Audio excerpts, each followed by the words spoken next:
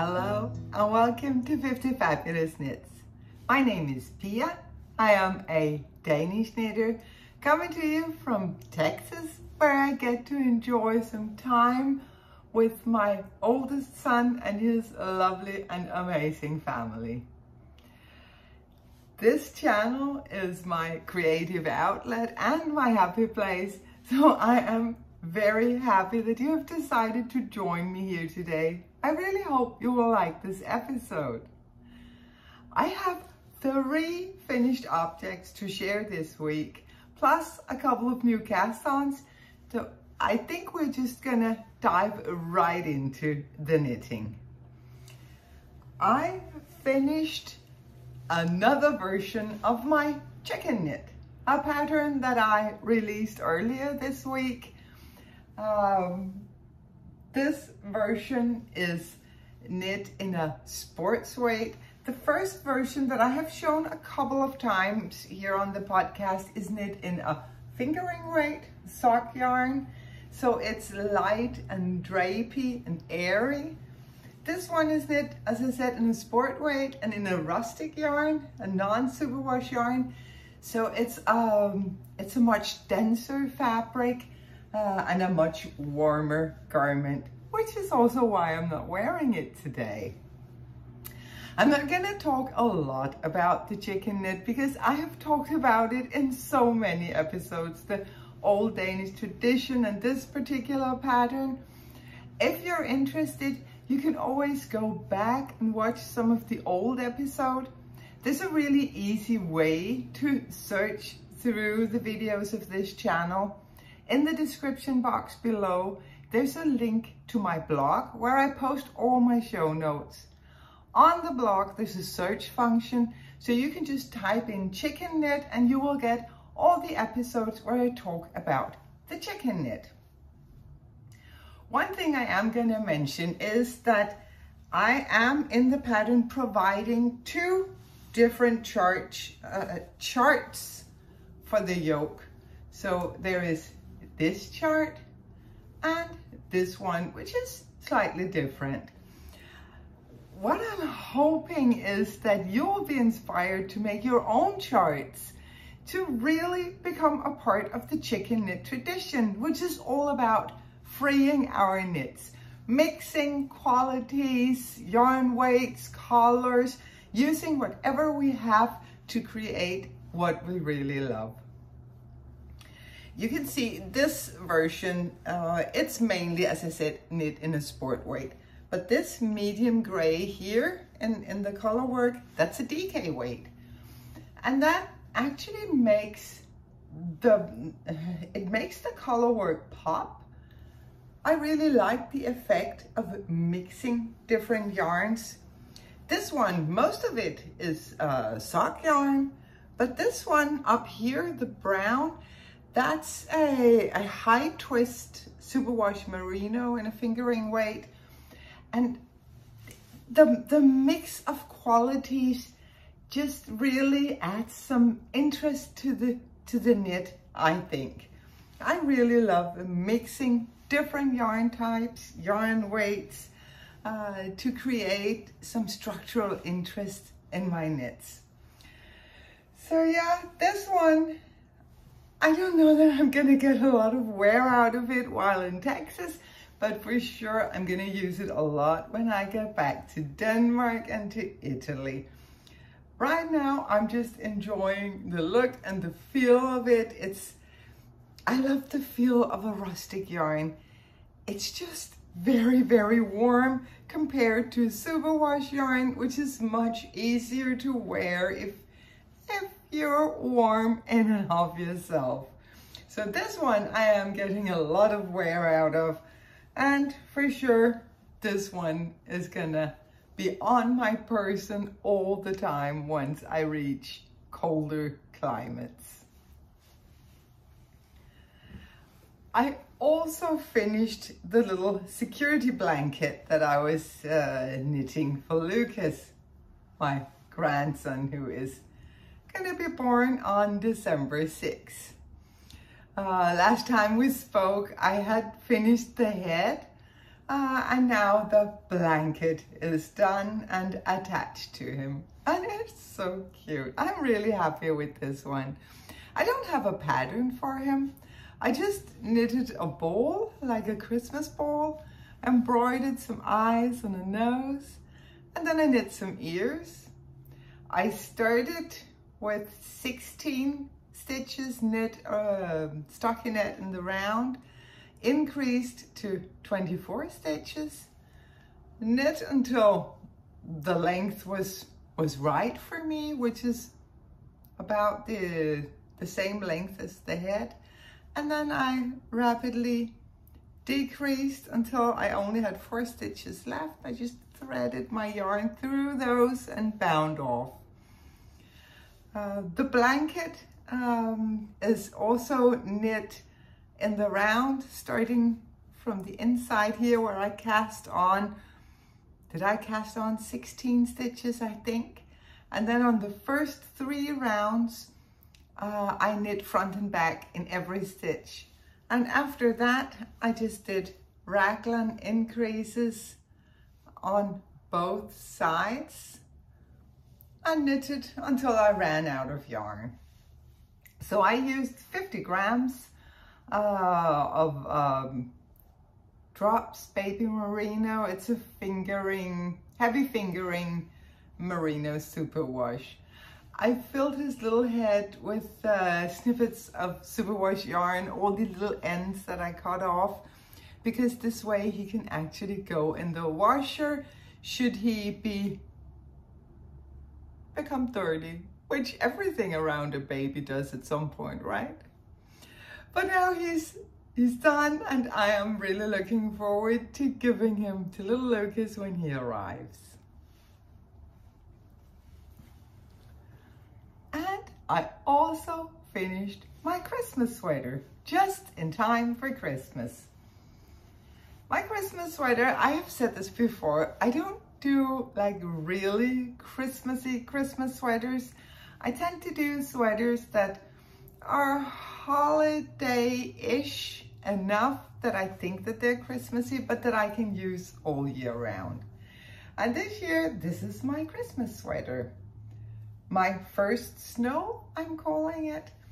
Actually, I meant to do it with the colors opposite. So in this shaded black as the main color, and then with the light gray as the little drops of snow and the frosty flowers. But yeah, what do you know? This just happened. I did a 2-color ribbing at the end of the body, but not on the sleeves. I kept those neutral, so to speak. It is a shape that you have seen from me before. It's relatively short, it's not cropped, but it will hit just at the top of my hip bone, which is a length that I really enjoy. It has a lot of positive ease in the body, and it's a soft and drapey material that it is so flattering when you wear it. This one has a relatively large opening for the neck opening up here. So it sits wide on the shoulders. It does cover the bra straps. I don't like bra straps showing in my knits. But this row of stitches, crossed stitches, just lay at the top of the shoulder, and I really think that this is a fit that complements a lot of different body types. I also talked before about how I chose not to hide the increases for the yoke, but to actually make a pattern out of them, as you can see up here. Some of them are hidden in these little crossed over stitches here and also down here. But since there are no increases during the color work, I wanted to do a lot of increases before the color work to make sure that it wouldn't be constricting or too narrow over the shoulders and arms. What really makes this knit very, very special is the yarn. It is a luxurious blend of baby alpaca, silk, and cashmere. And the light gray is some yarn that I bought when I was at a fiber festival this summer in Denmark. And then the contrasting shaded black color is something that the dyer behind this yarn kindly gifted me. She is by Kila, and she does ship internationally should you be interested in getting some of her luxurious yarns. But I really love the drape that these fibers give. I mean, alpaca is drapey, silk is drapey, cashmere is light but also kind of drapey. So this is a garment that really falls heavily around your body, and it's so lovely to wear. I think, because as you can see, I didn't weave in the end, so I haven't like really worn it. But I'm gonna weave in the ends and I'm gonna wear it over and over again, because this is a perfect Christmas sweater for me. It is light, it is kind of Christmassy without having any reindeers or Santas on it. And I'm gonna enjoy wearing it for all the wonderful occasions we have during the holidays. I am going to send this out in testing really soon. I am working on the pattern, on grading it and making sure that everything is correct. And I'm gonna send it out in testing so that I can publish the pattern sometime, depending on how the testing goes.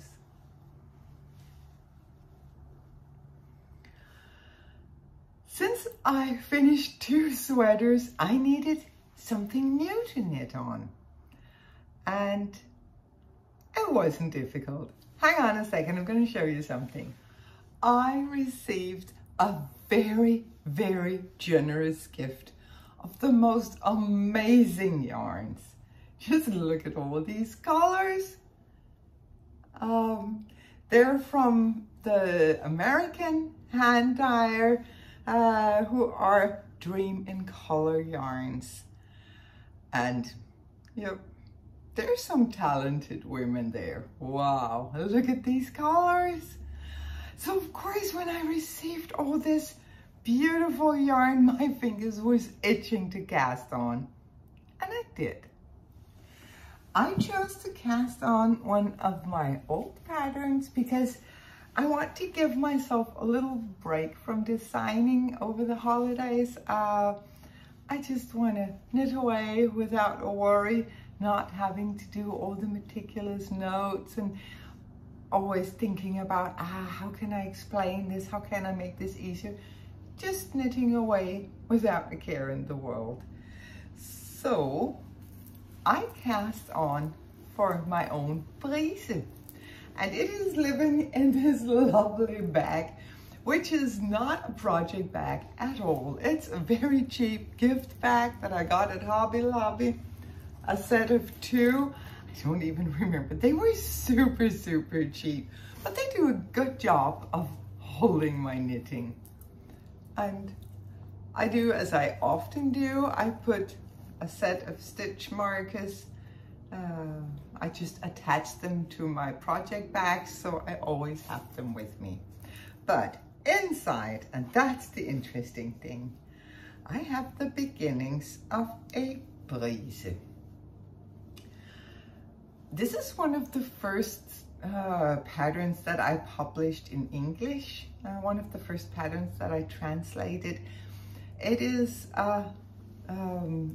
originally it was a summer top, short sleeved with this lace pattern on the yoke. I'm just gonna try to stretch out the lace a little so you maybe can see it better. The lace just runs on the yoke, and then it's starting at stitching the round after that. I am gonna make this long sleeved, and usually I would say that knitting lace in a hand-dyed yarn is probably not the best idea, because the lace and the yarn both tend to like fight for the attention and actually take away from each other. But this yarn, I think, is doing a great job of actually allowing the lace to show. Plus, it's a lovely base. It's a 50% silk, 50% merino, non-superwash, which means that it's a heavy yarn with some drape to it. I'm sure that it's gonna really show off the lace yoke and be very, very comfortable to wear. It's also from Dream in Color yarns. It's their Suzette base. Let me see if I hide behind the yarn. There you go. You can see this is the label. The Suzette base is, as I said, 50% silk, 50% merino, non-superwash, and this wonderful rich brown colorway, which just glows because of the silk. I apologize, that's Tyson. That's the house pet, who is a teeny tiny dog with a very, very big mind. So he's gonna make some noise. He really hates delivery guys. They come to the house so often, but they're never invited in. So clearly, he must be doing the right thing by barking at them. Anyway, I hope he'll be quiet soon. If not, I'm gonna have to go talk to him. This gorgeous colorway that just shines because of the silk content is called Rochambeau, and I am sure I just butchered that. So I'm gonna check to see if you can see it here. It is a gorgeous color, and I cannot wait to have my brise done in this. It is so beautiful.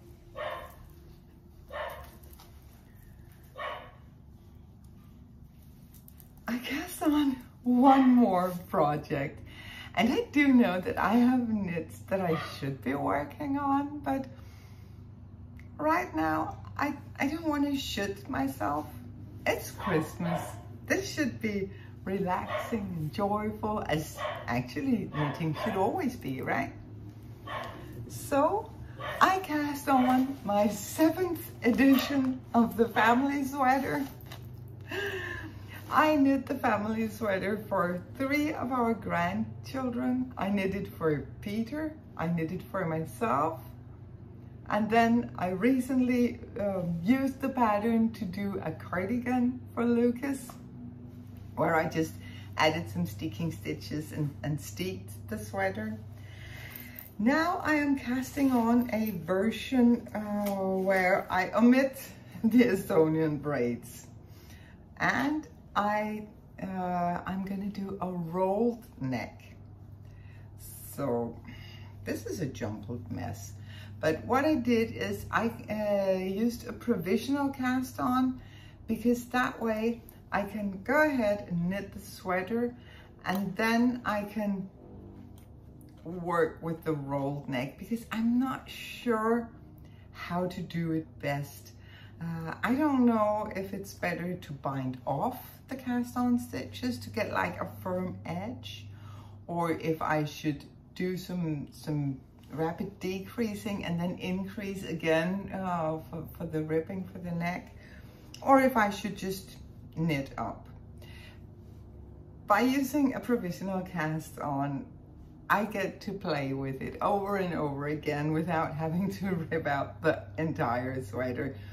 If I do a roll neck and it's not working, well, then I only have to rip out the roll neck and do it over again. So yeah, I'm gonna leave this in as a lifeline once I start knitting, so that I can easily knit it over and over again until I get the perfect result. And when I do, I just might update the pattern with the instructions for a rolled neck. But yeah, this is a very, very, very simple project. This is my let's sit and talk, let's watch a Christmas movie, knitting in the car, all the knitting where I don't want to be paying a lot of attention to what I'm doing, but just allowing my hands to do their thing. This is when this comes in handy. I am knitting it out of some drops merino extra fine, which is just a very, very basic DK worsted weight superwash merino. I really love this colorway. It's number 6.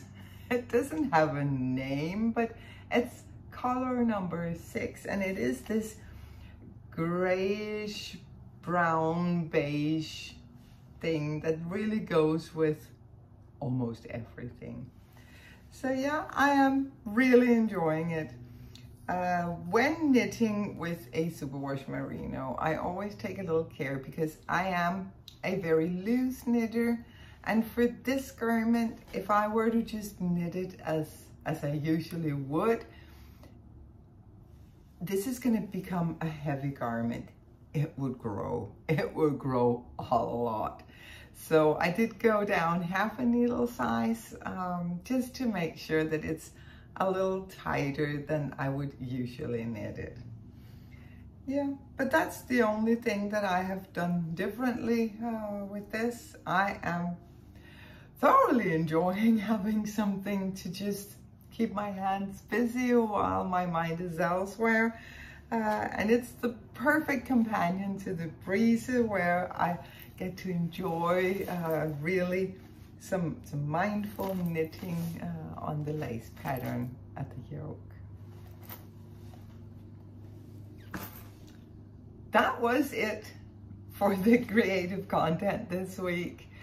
I think it's only fair to put in a warning now. The rest of this episode is going to be crazy Christmassy. So if that's not for you, I totally get it.